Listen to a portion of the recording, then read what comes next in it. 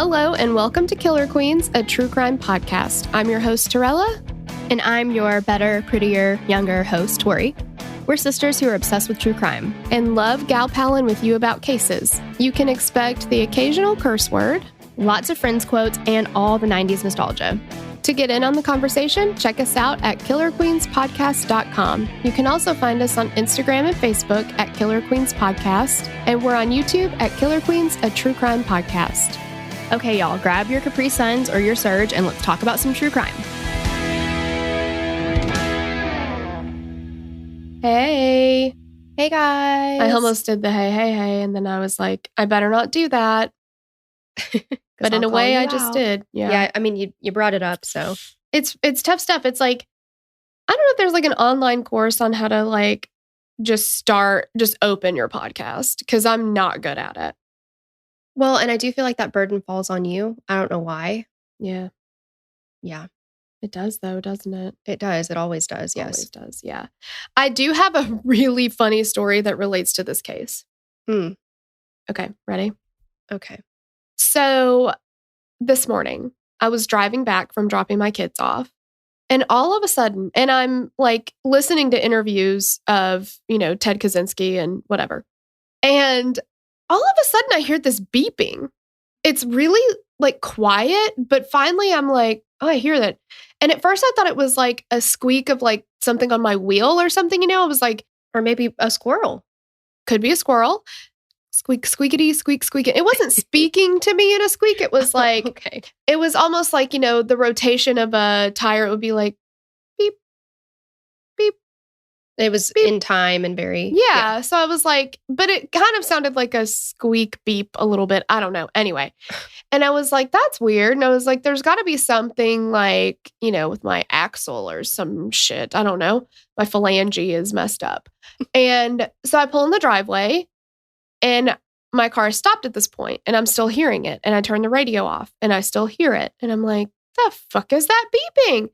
So I turned the car off, and I still hear it. And I was like, I got a GTFO. Yeah, because I was like, was it getting faster, though? It was like, beep. It wasn't getting faster yet, beep, but beep, I didn't want to be around when it did. You know what I mean? Right. So I was like, obviously, I'm very important. Somebody wants to take me out.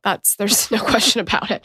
But I was just like, I was so paranoid. I was like, oh my God, I'm going to blow up. And so I got out of the car and I ran in the house and I called my husband and I'm like, Andrew, there's a beeping in my car. He's like, well, I'll take a look at it. And I was like, we don't have time for that. What if it's a bomb? And he's like, oh shit. He's like, I just knocked shit over. He's like, what the fuck are you talking about? What if it's a bomb? I'm like, you don't understand. I've been prepping for the Unabomber case. So So now you think everybody's bombing you. Yeah. All I could think about is a bomb attached to the bottom of my car. And he was like, well, why do you think that? And I was like, well, the beeping. And he's like, Torella, that's only really in movies. Like if somebody was going to really bomb you, they wouldn't make it where it would beep because then you'd be alerted to it. And I was like, well, now that's scarier. Yeah. And I was like, I guess that's true. Although whoever wants to bomb me probably realizes that I'm an idiot and I wouldn't pick up on it quick enough. So the beeping probably wouldn't help. And he was like, well, you got a point. So I don't know. He's like, well, turn the car back on and see if it's still happening. And I was like, are you like 99% sure I'm not going to get blown up? He's like, I'm 97. I'm like, okay. So I was like, well, my keys are in the house. I'll have to do it in a minute. So then I go back in the house and I hear the beeping.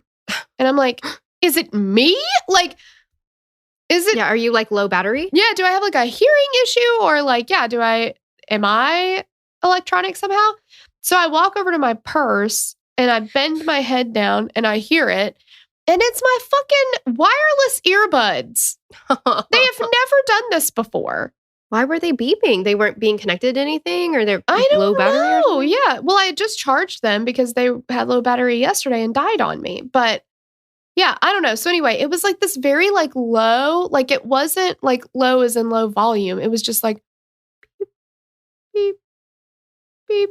And I was like, what is it? But it was my freaking headphones. So I texted him and I was like, call the bomb squad off. Like, it's just my headphones. And he sent me a gift that was like, wow. And I was like, hey, you research Unabomber and see if some random beeping doesn't freak you out.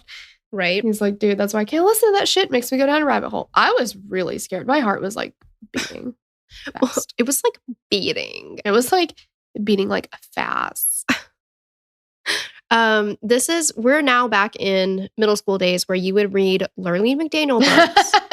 And after you read whichever one you were reading, you had that disease. Yeah. Well, okay. But I bruise really easily. So you just never know. I'm just saying that you're susceptible to Definitely. Yeah.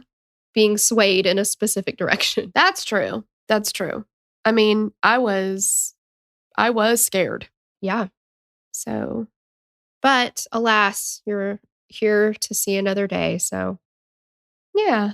Yeah. No bombs here. The only thing that I can add to this story, or not even your story, but something that is relatable to the Unabomber for me was watching or rewatching Fun with Dick and Jane. Mm-hmm. And when Jim Carrey is getting dressed up for his like first robbery, which she ends up not being able to actually commit. He's like, are these glasses too big for my face? And she's like, yes. And he's like, what do you think? And she's like, you look like the Unabomber. And that was it. Oh, yeah. I forgot about that. Yeah. Wow. Great. Yeah. Glad we both came with Unabomber stories. I know. Well, kind of. Yeah, a little bit. Yeah. I just thought I was getting bombed, but. And I heard it in a movie once. So, yeah, exactly. Yeah. All right. All right. Well, if you're still with us, I don't blame you if you tuned that entire thing out and didn't choose not to be a part of this anymore. But it was really scary. Torella, you have to let it go. Okay. You weren't being bombed. It was your freaking earbuds. Yeah. So, but anyway, welcome. Welcome. Yeah. Yeah. So we're doing the Unabomber. Yeah. I do think that we should talk about the Patreon a little bit first. Yes. Let us do that. Yes. So if you want additional ad-free content. Mm-hmm. Or if you want part 2 of this sucker immediately. Yes. Because this is a 2-parter. Yeah, absolutely. Go over to the Patreon and you can choose whatever tier you would prefer. But the $10 tier gets you access to a lot of episodes. A lot of stuff. Oh, yeah. I would say at this point, hundreds. Mm-hmm. Well, sure. Yeah. And yeah, we're in the 140s on the mixtape. Yeah. And we've got the doc jams. Mm-hmm. Yeah, we've got at least, I'm not 100% positive, but I think we probably got around 100 of those too. Yeah. I mean, you've got at least 200 plus episodes to binge, like download binge right now. If you're like traveling for any reason or anything like that. I mean, it's good shit. It is good shit. And again, it's all ad free. And if that's not enough, you can also join us on our Spotify Green Room show, True Crime Rewind. Mm-hmm. And that's on Tuesday nights at 8 p.m. Central Time. And the best part about it is you get to talk to us actually if you choose to. You can request to speak and have a complete conversation with us. So we've had some very good conversations. Yes, we have. Yeah. It's been really fun. It really has. Yeah. So there you go. Yeah. Check it out. Enough of the business. You want to go ahead and get into it? Let's jump right on into it. Okay. So how familiar with the Unabomber case were you? None. I knew very vague things. Obviously bombing. Right. I knew that he lived in a shack all by himself. Yeah. I never really did a lot of research on this case before this. So it was one that you have general information about, but yeah.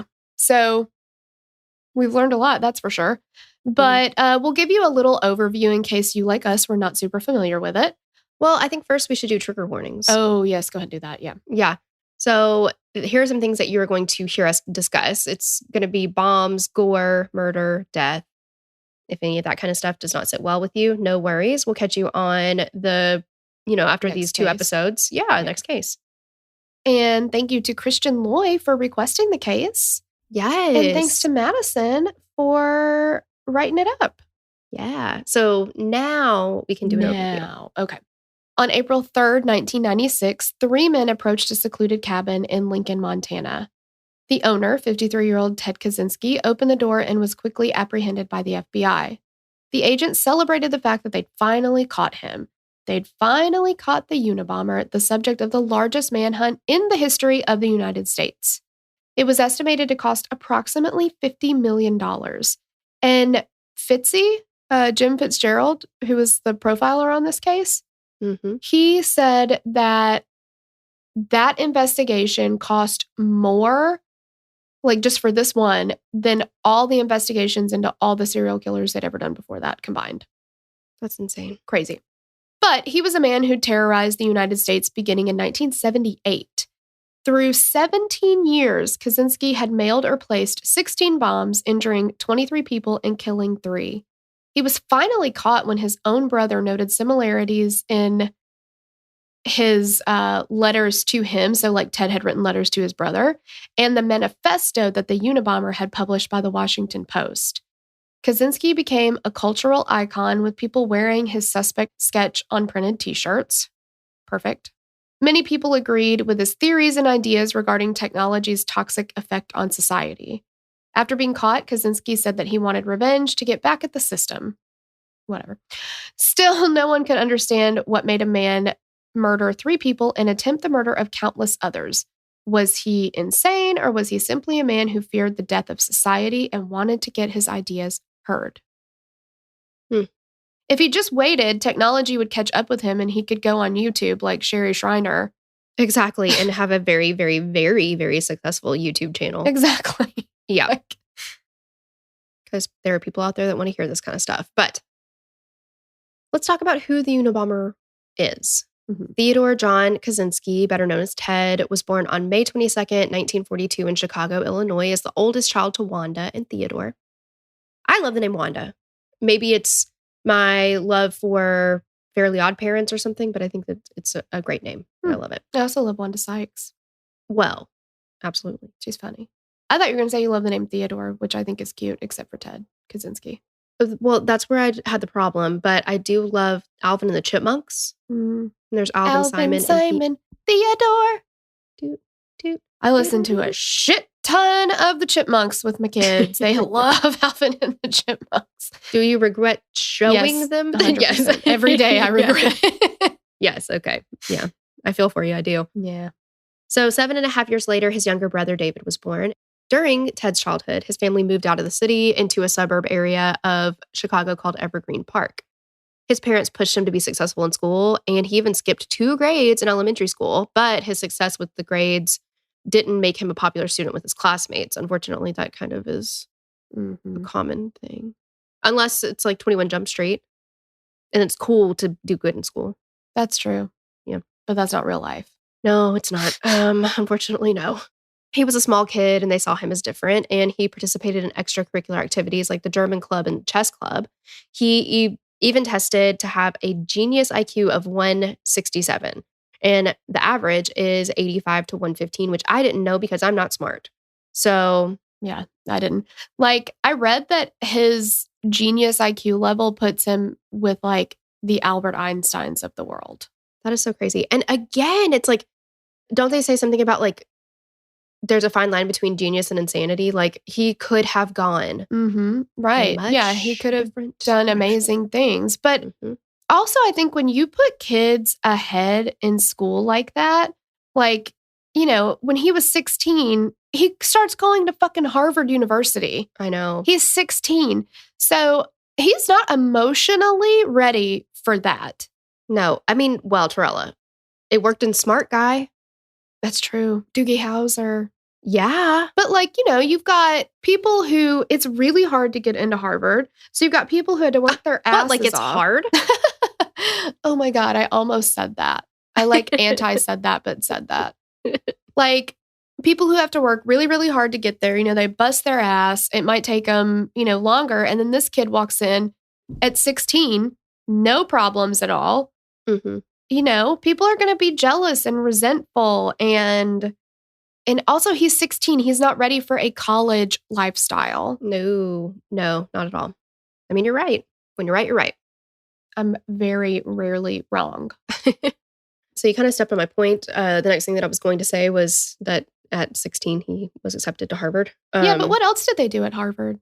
He studied mathematics. He was also a participant in an experiment that was being conducted by one of the professors. And in the experiment, those participating were subjected to extensive verbal abuse. Perfect. We love that. Especially for like, I mean, by this point, he's what, like 17 maybe, but still. Yeah. Wow. And I mean, I don't know, bullying might be a strong word for what he experienced in high school, but he wasn't a popular kid. So it's like, that's already. No, I think probably bullying is appropriate. Do you think? I don't know. I think so. I mean, yeah, kids are fucking assholes. They really are. Can be. It's their natural state, I would say. Just kidding. You little jerk. But this experiment was run by a respected psychologist named Henry A. Murray, and the subjects were being evaluated on how they reacted to stress while being verbally abused. 2 producers of a documentary about the Unabomber were able to get an audio tape from one of the sessions experimenting on Ted. And an unnamed person was recorded calling Ted's ideas, I feel like this is supposed to be asinine. I think it is, yeah. Insipid and a lot of garbage. And there were several people who supposedly believed that these experiments had a significant effect on Ted's personality. And how could they not? Right. One of his friends at Harvard said that Ted withdrew from him after the experiment started. Even his brother, David, believes that the experiments wounded his brother. Apparently, they went on for like 3 years. That is cruel. Yeah. It went just on. Because you want to see, okay. Yeah. Yeah, the point is to see how someone reacts to something like that. Are you going to provide therapy for somebody after putting them through this? Yeah. Because yeah, it's really, even for, the kids that were of age, they're still kids. Yeah, I mean, there's, again, a reason you shouldn't be able to, you can't even rent a car until you're 25 because you can't make the right choices. Exactly. And like, it's not like they were just like, hey, you look stupid in that shirt or whatever, which obviously is still not nice, but like they had them write an essay which detailed everything that they hold sacred. So like your core belief system, what is your foundation? And then that's what they used to rip them apart. Like for somebody who's 17, 18, who's already been, bullied, has never felt like he fit in, and you're being subjected to this kind of abuse for an extended period of time. I mean, I know it's not like, 3 years straight, but like over the course of a couple of years, he has to go in and do these like sessions or whatever. I just, and it seems like the university just let this guy do whatever he wanted to do. Yeah. No regulations, nothing. Just, I mean, it was the 60s. Yeah, exactly. And especially, men at that time, boys, whatever, you're not supposed to be able to hurt their feelings. They're supposed to be tough. It really affected Ted. Yeah. In 1962, Ted graduated from Harvard with an undergraduate degree in mathematics, and he entered a graduate program at the University of Michigan. He assisted with teaching classes and working on his dissertation, which was praised by many others in his field. He earned a graduate degree and a doctoral degree in mathematics and left Michigan in 1967 and headed west to begin teaching at the University of California at Berkeley. But even though he was very knowledgeable in the subject he was teaching, Ted was struggling to make connections with people, and it was difficult for him to give lectures, and he would even avoid having contact with the students. That's not going to work. No. Yeah, no. His antisocial personality continued to worsen, and Ted began to develop a strong contempt for technology and modern things. And in 1969, 27-year-old Ted quit his job teaching, and he left Berkeley. In the early 70s, Ted and his brother bought a large plot of land in Lincoln, Montana, where Ted built himself a small cabin with the help of his brother. This is the extent of my knowledge before researching this on the Unabomber, right? He lived in almost complete isolation, and the cabin was 10 by 12 feet. He didn't have any heat, electricity, running water. I don't know how he did it because it gets cold in Montana, I'm pretty sure. Yeah. He hunted rabbits, he grew his own vegetables, and he spent most of his time reading books from a local library and writing about his increasing anti-government and anti-technology thoughts. It's not good for somebody like this to be in complete... It's not good for anybody, honestly, to be in complete isolation. Right. Yeah, it's not. David was excited for his brother that he was finally living the life he wanted and not conforming to anyone's expectations. And he felt that his brother had a very bright future ahead of him, which he could have. Mm-hmm. In 1978, Ted moved back to Chicago for a short while to get a job working at his brother's factory. And he began a relationship there with a female supervisor that ended very poorly. Angry at her, Ted wrote several inappropriate poems about her and was eventually fired by his own brother. Can't do that, Ted. It's not fair. Can't do that. Not long after, Ted left Chicago and moved back to his cabin in Montana. I would fire your ass in a heartbeat. I'm surprised you haven't already. I know. Sometimes I just dream about it. Well, the day's not over yet, you know. You haven't written any inappropriate poems about me yet, so. That you know. That's true. Once I find them, your ass is grass. Oh God, I'm trying to think of the 70s show. Die Away From Me. Oh, yeah. Remember his little limerick or whatever? Yeah. Yeah. Die Away From Me. Okay, so Madison titled this section Can't Say Bomb on an Airplane, and I love it. Yes. Bomb, Perfect. bomb, bomb, bomb, bomb, bomb. On May 25th, 1978, a package wrapped in a brown paper bag was found on the campus of the University of Illinois, Chicago. The return address on the package belonged to Professor Buckley Christ Jr., who taught at the nearby Northwestern University. School officials returned the package to the professor, but he didn't recognize it. He's like, okay, it says return to sender. I'm the sender. Mm-hmm. I did not send this package. So WTF. And he called security, and the package exploded upon opening and injured the security officer. Yikes. And thank goodness he was only injured. I know. On May 9th, 1979, a student at Northwestern University found a box inside of a room that looked like a present. When he opened it, it exploded, injuring him. On November 15th of that same year, a bomb exploded on the American Airlines Flight 444 that was headed from Chicago to Washington, D.C. Fortunately, the bomb didn't work as it was intended, and the plane landed safely, but multiple passengers were treated for smoke inhalation. Guess what, Ted? If you try to bomb a commercial airline, that's a federal offense. Yeah, now you've just stepped up into the big leagues. Yeah, you can't say bomb on an airplane. You cannot say bomb on an airplane. No. You cannot bomb an airplane. No. At the very least, it's very frowned upon.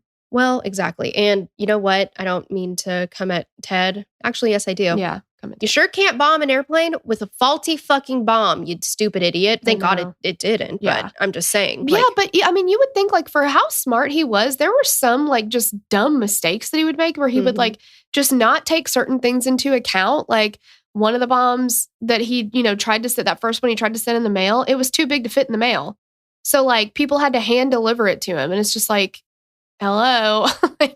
Right. I do wonder if maybe he wanted it to happen very quickly. So, when you're rushing, you don't think about certain things. But also, even though he's book smart, doesn't mean he's common sense smart. Exactly. Who knows? Yeah. He probably doesn't like the postal service either. Right. There are some things book learning can't teach you. You know what I mean? True. That is true. So this bomb had a different design from the bombs at Northwestern. It was set to be triggered by an altimeter. Is that how you would say that? Sure. That was constructed from a barometer. I feel like it has to be meter at the end, not meter. Yes. So altimeter. Yeah. And barometer. Yeah. So that's why I'm thinking altimeter. I think so. Yeah. I mean, who knows? The phalange, sure. Yeah. When the plane reached a certain altitude, it would cause an explosion. And it was later determined that the package was inside the cargo area of the plane and had been mailed from Elgin, Illinois. I don't know how to say that either. And don't feel the need to message us about the proper way to say either of these. It's not that big of a deal. We're fine. No. I'm fine not knowing. It's okay. Yeah, it's okay. At this point, all of these bombings were being treated as separate incidents. To the public's knowledge, law enforcement had not connected them or attributed them to one person. On June 3rd, 1980, Percy Wood, the president of United Airlines, received a mailed letter. I felt You're such an old lady. I know. The Krogers. Yeah. The Walmarts. Yeah. Mm-hmm. The letter was signed Enoch W. Fisher and said that he would soon be mailed a book of social significance. 1 week later, June 10th, a package arrived for Wood. It contained a copy of the book Ice Brothers by Sloan Wilson. And when he opened the book, it exploded. The book had been hollowed out and a bomb placed inside. Wood was injured but did survive. The FBI was contacted by postal inspectors regarding the bombing, and the FBI opened a case file titled Unabomber, no B at the end at this point. And the UN referred to the university bombings. The A referenced the airline bombing. And by this point, investigators had begun to notice design similarities between the Flight 444 bombing and the bomb that was sent to Percy Wood. So they're, at this point, connecting them all together. So it started as like the case was Unabomber, and then the media kind of just turned it into the Unabomber because it sounded better. It does. Yeah, it does. And I also listened to the Generation Y episode, and they said that at first they were calling this, I think it was like the junkyard bomber or something like that, because the first bombs, like they couldn't, attribute any pieces to like manufacturers or anything. It was all scrap stuff put together as bombs. So they called him the junkyard bomber. And then when the FBI opened this case, they dropped that and picked up the Unabomber. I kind of like the junkyard bomber. I kind of do too. Yeah. The garbage can I know. Piece of crap. Yeah, I feel bomber. like there should be something, like it should never be a cool name. It should be like... No, because Unabomber kind of sounds cool. Yeah, dirty trash can full of poop bomber. Yeah, exactly. Yeah. I will say though, while I was researching and watching things on this, I was like, how does a pipe bomb work? And then I was like, maybe I'll no, do not Google it. Well, it's almost Christmas and I wasn't sure what to get you. Maybe I'll get you the Anarchist Cookbook. I know. You can find out. I don't want to know how to make one. I just really want to know, like, I want somebody to explain to me how it works. Because I know with a pipe bomb, isn't it like a bunch of little pieces? And then they just like, it's just shrapnel coming at you. No idea. Right? Right. See? Yeah, I don't know. It's got a pipe, I guess. Yeah, right? Like, I don't understand it. I just want to know explosive powder. How it works. Yeah. But I don't want to get flagged by the government for wondering. Well, you've said too much and I've already sent something out. I'm like, you need to watch this bitch. She's researching bomb making. I couldn't make one even if I had a kit. Be like, I don't get which piece goes where. Forget it. Yeah. No. Yeah. Well, and of course, okay. So Ted hates technology. Therefore, he is not using anything that's technologically sophisticated. And like his wood was low quality. Everything was homemade.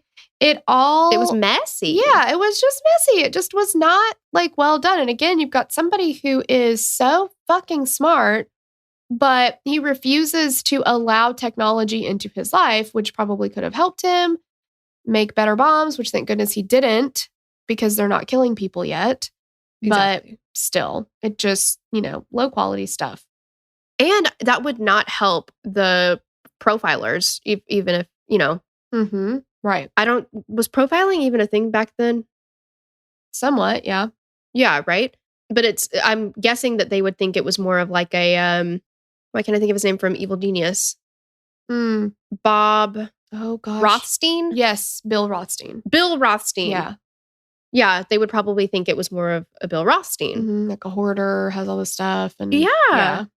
Who's just, run the mill. I mean, Rothstein was smart too, but... I'm not saying he wasn't, but yeah. Yeah, for sure. So now we've got a serial bomber, we believe. A joint task force was formed between the FBI and the Postal Inspection Service. Soon after, the task force grew to include Rensselaer Polytechnic Institute, and this was the return address on the first mail bomb, Northwestern University, and United Airlines. On October 8th, 1981, a student at the University of Utah found a large package outside of a university computer mainframe room. The package was wrapped in brown paper and tied with string, and it had been sitting there for quite a while. The student was suspicious of it and called university security. Security determined that the package contained a pipe bomb and a can of gasoline. They moved the device into a women's restroom and blew it up. Why did they have to do it in the women's restroom? I know, that's rude. How did they transport it without it going off? I know, good on the student to be like, that looks weird, because it's entirely possible that they had not heard about these other bombings, This is the 80s, I mean, there's national news and stuff, but still, it's not like, Facebook chain or whatever. Well, yeah. And I mean, we don't watch the news. No, I don't like that show at all. Yeah. Hate that fucking show. That's a quote from Idle Hands. Don't come at us for not watching the news. I've gotten negative comments about that one before. Just a joke. Well, you've got negative comments about a lot of things, but we won't go into that. Oh, sure. Yeah. We all have. So after this, the Unabomber Task Force was contacted. In May of 1982, Professor Patrick Fisher, a computer scientist, was working at his office at Vanderbilt University in Tennessee. See, now it's personal. I know. Now he's in Tennessee. I don't even think so. So, yeah. When he received a package in the mail. The package had originally been sent to his former address at Penn State University, where it was forwarded to his current office. He hadn't worked at Penn State in about 2 years. The return address belonged to a professor at the University of Utah, and Fisher's secretary opened the package, which exploded, and she was injured, but she did survive. And that's another thing too. He keeps sending shit to the wrong person or whatever, because he won't use any form of technology to find out, if that person is even still at this address or not. Or just pick up the phone and fucking call. I don't know. It's honestly, no, he does not believe in phones. So jot that down. Yeah. But yeah, it's amazing though that it gets rerouted so many times and doesn't go off somehow in the process. I know. And I guess he did trigger, form them to trigger when they open, but still, stuff gets jostled around so much, you just never know. I know. On July 2nd, 1982, a professor of electronic engineering, I am not sure how to say this name. I'm going to say Diogenes. Okay. Angelakos? Yeah. At the University of California at Berkeley, picked up a package that was left in the teacher's lounge. It exploded, injuring him. The bomb looked very complicated, but investigators stated that it was simply another pipe bomb inside of a gas can. The device included a note that said, "Woo, it works. I told you it would, RV." What is that? I mean, investigators connected the note with the bomb because the paper that the note was typed on was the same type of paper used as electrical insulators in the device. So there you have it. But so far, this makes no sense, right? Right. Absolutely. So by this time, it was clear that there was a dangerous person targeting people across the United States. And though most of the bombs were sent to professors at universities, there hadn't been a clear pattern established, and there wasn't a solid connection between the intended victims. They had found many similarities between the devices, particularly what seemed to be a signature from the bomber. Inside of the devices, the initials FC were either etched or stamped. Now, I saw a picture from, I guess, pieces of the bomb, just one pieces. And it did say FC, but they were so zoomed in on it. I was like, what are all of these little markings? And then they zoom out and I'm like, okay. All of those make the F and the C. I get it now. I just felt like I don't have an IQ of 167. Okay, so you can't see the forest for the trees. Could not. No. So it was designed so that this piece would survive. And whiteboards at the task force headquarters were covered in phrases that were abbreviated by FC, but they couldn't find anything. Because the bomber continued to utilize homemade parts for his device, it made it extremely hard for anyone to attempt to track him. The FBI and Postal Inspection Service decided that the FBI would handle devices that had been placed somewhere, and the PIS would deal with mailed services. Or mail devices. I said services. They do handle the mail services in general. That's their job. Right, but this time they're going to focus more on the devices. Sure. Yep. The FBI's attempts at profiling the bomber were fruitless, and there wasn't any reference of serial bombers to help assist with the profile building, so they referenced profiles of previous serial arsonists. After the bombing at UC Berkeley, the Unabomber seemed to kind of fall off the face of the earth. The FBI took this time to compile everything they knew about the bomber, though it wasn't very much. They knew he had a manual typewriter and kit to make rubber stamps so he could mark packages. Most importantly, though, his devices were getting increasingly more sophisticated. In May of 1985, a student, John Hauser, in the same building as the previous bombing at UC Berkeley, picked up a package that was lying in a computer study area. It exploded when he picked it up and seriously injured him. The explosion was so severe that it blew several of Hauser's fingers off and across the room and into a wall. Jeez. His fingers hit so hard that his Air Force Academy ring imprinted letters into the wall. Oh my gosh. I know, right? His screams alerted a professor nearby who used his necktie as a tourniquet on Hauser's arm. And the professor was, Diogenes I think that's what you said. Angelakos. Yeah. The same man who was injured from a bomb 3 years earlier in the same building. Hauser was left without several fingers, damage to his arm, and blind in one eye. It's awful. Yeah. While inspecting the device, experts found that it was the first bomb that used metal caps rather than wooden caps. The metal caps caused more destruction than wood, and they also found the bomber's signature, FC, inside. While investigators were on scene at the site of the UC Berkeley bombing, they were notified by the Boeing Corporation fabrication plant near Seattle, Washington, that they had found a device in their receiving office. They said that the package had just been sitting in their receiving office for almost a month until somebody opened it. Unfortunately, what kind of system do they have in place where they're not opening shit for a month? I have no idea, but thank God they did, because Yeah. by then the batteries had dried up and it didn't explode. Yeah. The responding bomb squad took photos and detonated the bomb safely. The FBI had been focusing their investigation on suspects they'd compiled from employees from 3 different companies and students and alumni from at least 5 different universities.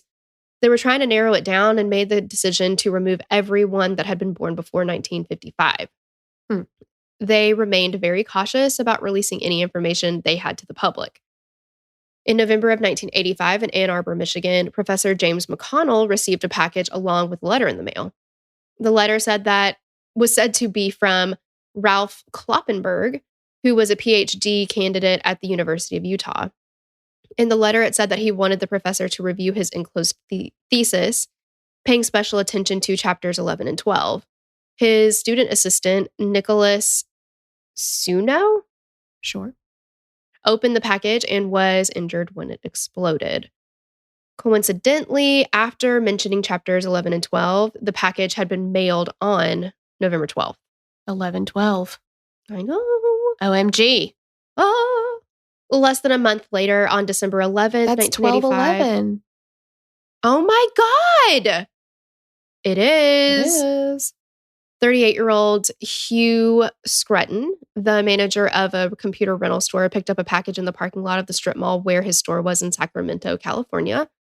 The package exploded, killing him. Scruton was the Unabomber's first fatality. Investigators began utilizing professionals to help with victimization and attempting to figure out why the bomber was choosing the individuals he chose. Profilers continued to place the Unabomber as a white male between the ages of 35 and 45 years old, that likely he was from around the Chicago area. They also knew that this person had to have been in Chicago, Salt Lake City, and Northern California since bombs had been sent or placed in these locations. On February 20th, 1987, an employee at a computer store in Salt Lake City noticed some movement outside of the window of the store. She briefly made eye contact with a man before he looked away, sitting down a small piece of wood on the ground and walking away. The store got busy and the employee really didn't think much of it. Gary Wright, the son of the owner of the store, saw the piece of wood sitting between the building and where cars were parked. There were 4 nails sticking out of the wood. Wright reached down and put his fingers on the end of the bottom piece, and as he lifted it, he heard a sound that he described as a loud screech. The bomb exploded. Wright recalled everything happening in slow motion. There was a large amount of shrapnel in this device, and Wright suffered several injuries but survived. The bomb had detonated and hurt someone, but finally there was a witness. Oh my gosh. And this is where he's starting to add like a lot more shrapnel. He's putting stronger pieces into place. He's looking to cause fatalities. Absolutely. Yeah. There's just up in the ante. Yeah. Investigators immediately brought the witness from the computer store to meet with a sketch artist. This is when the infamous first sketch of the Unabomber was created. He was described as a white male in his late 20s. He was wearing a hoodie with the hood pulled up and a pair of aviator sunglasses over his eyes. He had a mustache and his hair was reddish blonde. The witness estimated him to be approximately 5'10". The FBI immediately released the sketch and hoped that someone would recognize the man. With a hood over his head and aviator sunglasses covering his whole face. I've seen people like that, though, so. That's true. Yeah. Yeah. After this, the Unabomber went silent again. The task force attributed this to him having been seen in Salt Lake City, and perhaps this had scared him into hiding. But unfortunately, he was not finished. On June 22nd, 1993, Dr. Charles Epstein, a geneticist at the University of California, opened a package at his house in Tiburon, California. I'm not sure how to say that. I think so. Okay. His daughter had brought in the mail and then left the room. Upon opening the package, it exploded, and Epstein survived but lost several fingers, suffered major abdominal injuries, a broken arm, and permanent hearing loss. This is so cruel. It really is. And no regard for, I mean, obviously he doesn't care if people die, but like, people's children, will bring in the mail. Like, if the kids walk with me down to the mailbox, I let them, each carry some. Like, well, I remember that being really exciting to go check the mail. Yeah, they freaking love that shit. It's like so terrifying because you get something in the mail and like, even if you didn't necessarily order something, it can be like a fun surprise. Like, ooh, I didn't know I was getting a package. Like, just because you weren't expecting a package isn't concerning necessarily, Right. Absolutely. I mean, somebody can, like, I got a very nice throw blanket that I'm using right this very second from my little nephew, Ben, just as a gift. And I wasn't expecting it. Yeah. I mean, it was your birthday, but still. I still wasn't expecting it because I was like, when did I order this? Yeah. And I couldn't, Yeah. I mean, it's just, you never know. It's so scary. It is. It's cruel. Just no regard for human life at all. No, not at all. And imagine the excitement of going to the mailbox and getting a zoo book and then opening it and it like blasts you right in the face. Like it takes fingers off. I mean, it killed one person already. Yeah. How traumatic too for like, especially young people, like seeing their parents get blown up. Yeah. Like, okay, well, I'm never checking the fucking mail again. Right. My God. 2 days later, a computer scientist at Yale University, Professor David Gelernter? Sure. Okay. Opened a similar package that he'd received in the mail at his office in New Haven, Connecticut. The package exploded, blowing off several of his fingers, but he did also survive. Both of these packages had been mailed from Sacramento, California, 6 days earlier. After a 6-year hiatus, the Unabomber had returned, and this brought new life into the case. The FBI made the decision to closely review each bombing again. They were assigned to pick a partner in the task force so that they could bounce ideas off of each other. Special Agent Terry Turchi was asked to take over the lead of the Unabomber case. A computer consultant was hired to clean up and compile all the data they had collected over the years. They made a file titled Unabomb Known Facts, Fiction, and Theory. They routinely added, deleted, and edited information in this as they investigated and assessed. And most importantly, Turchi felt they needed to have another look at the bomber himself, which included a fresh, updated profile. He asked Special Agent Kathleen Puckett to tackle it. Puckett was part of the counterintelligence team and working toward her PhD in clinical psychology. Doesn't sound like she has her PhD, though. She's working towards it. So not qualified is what I'm hearing. I'm just kidding. Well, you know that women who are going to get any kind of degree takes them longer because smaller brains. But also that makes them read books and we don't want them doing that. Oh, no. I've been reading. Yeah. I've been watching The Great on Hulu, and she is struggling with trying to get them on board with having women know anything. Is it set in like... Oh, it's like 1776 or something. Okay. Yeah. Women definitely were like, it'll put thoughts in their head. Exactly. It's like powdered wigs. Men wear the tights and the little heels and stuff. I don't know what time this is. Catherine the Great, whenever that was. I don't know. Yeah. I don't read. I can't know these things. Yeah, I don't know it either. Yeah. So, unfortunately, there was not much information available to help build the profile of the Unabomber. There had been no forensic evidence found on any of the packages or at any of the scenes. Nothing from the devices could be traced. Batteries had been stripped so they couldn't be tracked to where they were purchased from, and the things used to build the bombs looked like junk and were impossible to trace. As the task force continued to reinvestigate every bombing, they noticed more. The first bombing, the device that had been found on the University of Chicago campus and was returned to Northwestern University caught their eye. The package appeared to have been intended for the mail, and it had been addressed and stamped, and there was even a mailbox nearby. Turchi theorized that perhaps the package had been too large to fit in the mailbox, like you said earlier. The team recreated the size of the device and referenced records that showed the size of the mailbox on the site at the same time and found that the package would not have fit. Around the same time as the 2 recent bombings, the New York Times received a letter in the mail claiming to be from the Unabomber. It had been mailed the same day as the 2 bombs. Puckett summed up the letter as the writer taking credit for the bombs and claiming to be an anarchist group known as FC, Freedom Club. FC. Freedom Club. Fight Club. Ooh. The first rule of Freedom Club is you don't talk about Freedom Club. Fried chicken. Oh. Yeah, I wonder what all their phrases were. Right? Yeah. You think they did have fried chicken up there? I hope. Yeah. I would join a fried chicken group. I want to be president of that fried chicken group. Tory Brothers, president of Fried Chicken America. I love fried chicken. Oh, goodness. Ridiculous. What are we doing? What are we talking about? I don't know. Okay, let's get back on track. So the writer said that by the time they would have received this letter, something significant would have occurred. The letter was short and double-spaced. It was just a short little paragraph, but the task force felt that they had multiple opportunities to find real evidence from the letter. They studied the typeface the typewriter used, the paper, the stamps, where it was mailed from. They looked for fingerprints, saliva, any type of DNA. And guess what they found, Torella? Bupkis. Nada. Zilch. Goose egg. Despite the lack of forensic evidence, Puckett and Turchi could tell from his wording the Unabomber had become more sophisticated. He was obviously older, but seemed to be more in control. They also felt confident that this was one person, not a big part of a group. Not part of a big group. That's exactly the order those words should have been in.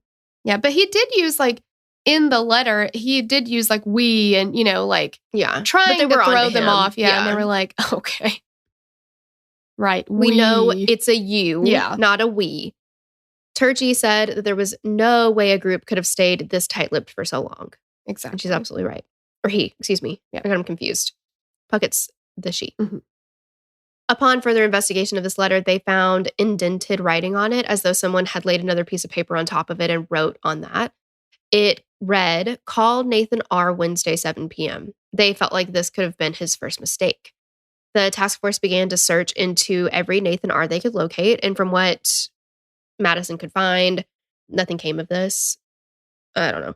But this didn't produce any leads, unfortunately. So, well, I mean, Nathan R. and you've got the entire world. Yeah, exactly. Even if you're honed in on just the United States of America, there's got to be at least 4 or 5 Nathan R's, at least. Well, but he's trying to trip people up so much. I mean, in what world do we think he would have used a telephone? Well, yeah, exactly. Call Nathan R. Yeah, that probably didn't happen. He would have ridden his horse and buggy to Nathan R.'s exactly. property.